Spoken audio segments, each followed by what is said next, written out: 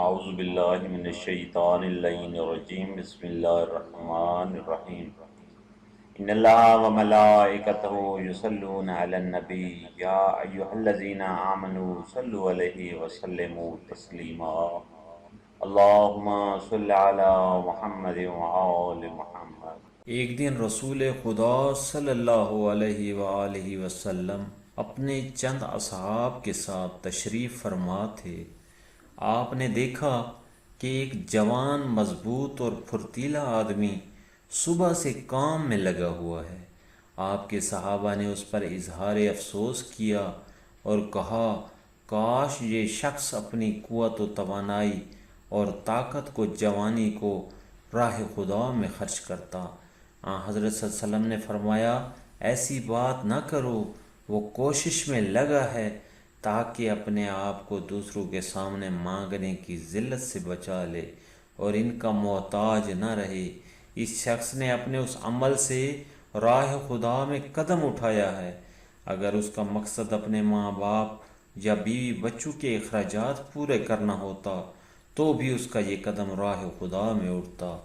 اگر اس کی یہ کوشش اور محنت اپنے مال و دولت میں اضافہ کے لیے ہوتی تاکہ اس کے ذریعے دوسروں پر فخر کر سکے تو یہ خیال ناپاک، نیت فاسد اور کوشش شیطانی ہوتی۔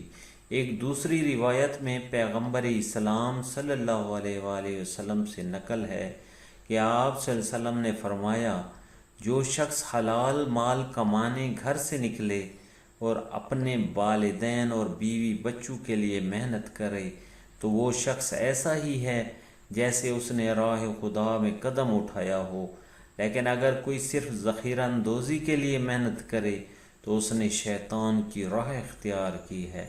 امام رضا علیہ السلام فرماتے ہیں جو شخص اپنے اہل و عیال کے اخراجات کے لیے حلال راستہ سے کوشش کرے اس کی مثال فی سبیل اللہ جہاد کرنے والے کے برابر ہے۔ امیر المومنین علیہ السلام نے ارشاد فرمایا درہم و دینار کی محبت شیطان کے تیروں میں سے ایک تیر ہے۔